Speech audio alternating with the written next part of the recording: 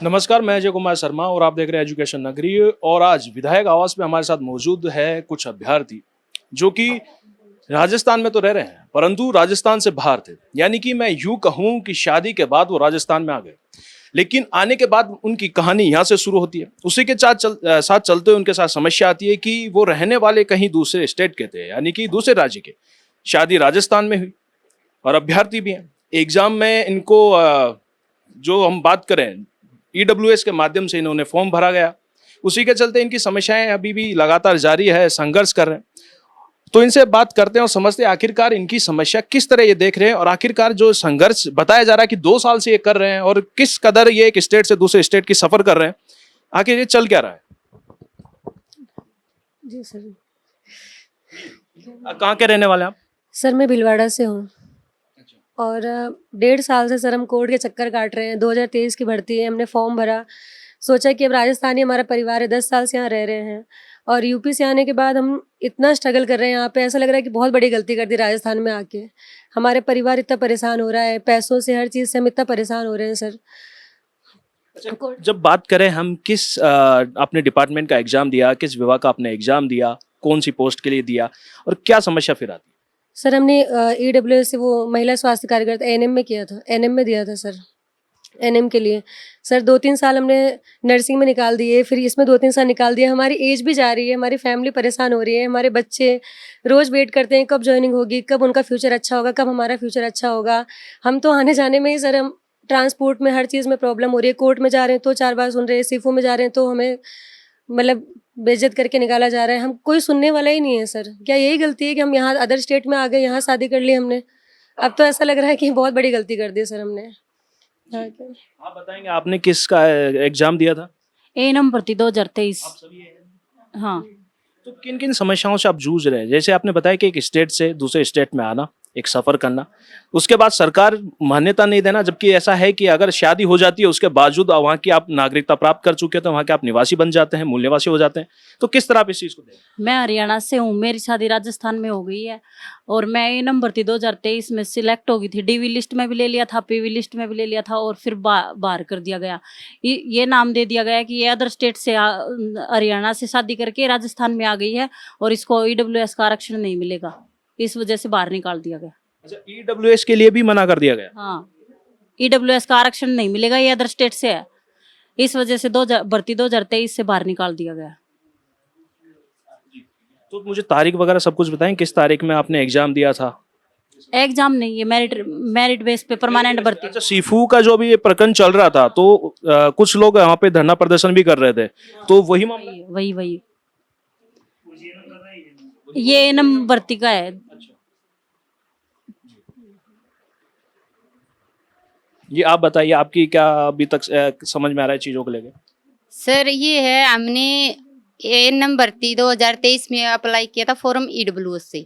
हम हरियाणा से हैं तो हमें यहाँ राजस्थान में हम जैसे ओबीसी में हमें काउंट नहीं कर रहे, जनरल में काउंट कर रहे हैं तो ईडब्ल्यूएस का बेनिफिट नहीं दे रहे। ये बोल रहे हैं कि आप अदर स्टेट से हो।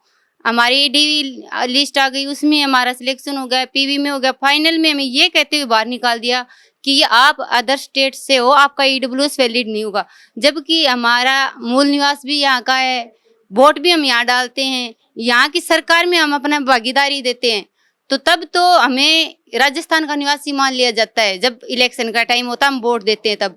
बाकी जब हमारे की बात आती है तो हमें अदर स्टेट का कहते हुए कोई बेनिफिट नहीं देते हुए बाहर निकाल दिया जाता है कि आपका ईडब्ल्यूएस वैलिड नहीं होता। और जब हम सीफू में जाते हैं तो हमें ये कहकर निकाल दिया जाता है कि अब आपका कुछ नहीं होगा, आप अगली भर्ती की तैयारी करो।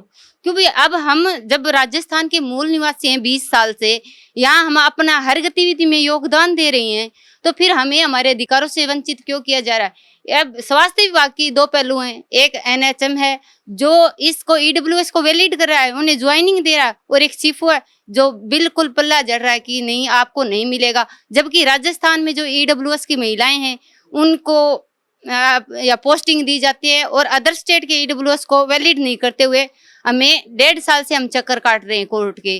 तो हम कोर्ट केस भी जीत जाते हैं फिर भी ये नहीं देते, फिर हम डबल बेंच में जाते हैं और डबल बेंच में फिर भी हम हार नहीं मानते, लड़ाई जीतते हैं। तो अब हमारे सरकार से ये अनुरोध है कि हमें यहाँ का नागरिक हैं, हम यहाँ की सरकार में हम अपना योगदान देते हैं, तो हमारा ईडब्ल्यूएस वैलिड करे और हमें ज़्यादा परेशान ना करते हुए हमें ज्वाइनिंग दी जाए। अब मैं सबसे पहले आपकी बात करूँ, आपका जो पढ़ाई रहा वो कहाँ आपने पढ़ाई की, कहाँ से आपने डिग्री की, उस पर भी थोड़ा चर्चा कर लेते हैं। पढ़ाई जैसे हमारी ज़्यादातर पढ़ाई हम हरियाणा से हैं, तो हमारी हरियाणा से है, और नर्सिंग हमने पंजाब से की है। बाकी ये 20 साल से हम मूल निवासी राजस्थान के हैं, तो रजिस्ट्रेशन आरएनसी में हमारा हो रखा है, सब कुछ हमारा यहाँ वैलिड है, लेकिन हमें जॉब के टाइम अनवैलिड कर दिया जाता है कि आप क्वालिफाई नहीं है, आप अदर स्टेट के हैं। तो हमारे साथ मेरिट बोनस का चल रहा है ना मामला, ये मेरिट बेस पे है। और भी मौजूद है। जी बताइए, क्या मामला अब तक आपको समझ में आ रहा है और क्यों एक विभाग तो एक्सेप्ट कर रहा है और दूसरा एक्सेप्ट नहीं कर पा रहा? हमारा ईडब्ल्यूएस का मैटर है सर। नर्सिंग भर्ती पैरामेडिकल 2023 की भर्ती थी सर। हमारा डीवी भी हुआ, हमारा पीवी में भी नाम है, डीवी में है। उसके बाद हमारा फाइनल लिस्ट में है 6 जनवरी 2024। तो उसके बाद 19 जनवरी 2024 को हमें रिजेक्ट कर दिया गया, होल्ड कर दिया गया। होल्ड करने के बाद हमारे डॉक्यूमेंट दोबारा हुए, तो हमने वेरिफिकेशन करवाया। उसके बाद 3 बार हमें बुलाया गया कि आज परिवेदना दे दो, ये दे दो, हमने वो भी सब किया। उसके बाद हमें ये बोलते हुए रिजेक्ट किया कि आप अन्य राज्य से हो और इसलिए आपका ईडब्ल्यूएस मान्य नहीं किया जाता। तो हमारा फाइनल में नाम देकर भी होल्ड में रख के 1 साल तक अब हमें रिजेक्ट कर दिया गया। तो हम ये चाहते हैं कि हमारे ईडब्ल्यूएस को माने और हमें नियुक्ति दी जाए। अच्छा, कोर्ट का दरवाजा कब खटखटाया था आप लोगों ने? कोर्ट का दरवाजा हमें 1 साल हो गए खटखटाया था, और कोर्ट 1.5 साल से हमने कोर्ट का दरवाजा खटखटाया और कोर्ट में भी हम जीत चुके हैं। अब आपकी मांगे क्या है? सर मेरा डीवी और पीवी में दोनों हो गया, उसके बाद हमें नहीं लिया गया। उसके बाद ये कहा गया कि आप हरियाणा के हो, आपको ईडब्ल्यूएस का लाभ नहीं मिलेगा। विधायक एनएचएम में सर ये दे रहे हैं, ईडब्ल्यूएस को ज्वाइनिंग दे रहे हैं, और शिक्षा विभाग में भी दे रहे हैं, और आरपीएससी भी इस चीज को मान रही है, राजस्थान कर्मचारी बोर्ड भी इस चीज को मान रहा है, लेकिन शिफू नहीं मान रहा सर इस चीज को। तो देखा आपने, ये सभी वो अभ्यर्थी नर्सिंग पैरामेडिकल वाले कैंडिडेट हैं जिन्होंने मेरिट लिस्ट के आधार पर अपनी सेवाएं दी और मेरिट बोनस के आधार पर एंट्री की बात चल रही थी, यानी कि विभाग में नौकरी की बात चल रही थी। लेकिन उसी के चलते हुए इनका मामला अभी भी अटका हुआ है, इनको राहत नहीं मिल पा रही है, उसी के चलते ये जंग लड़ रहे हैं।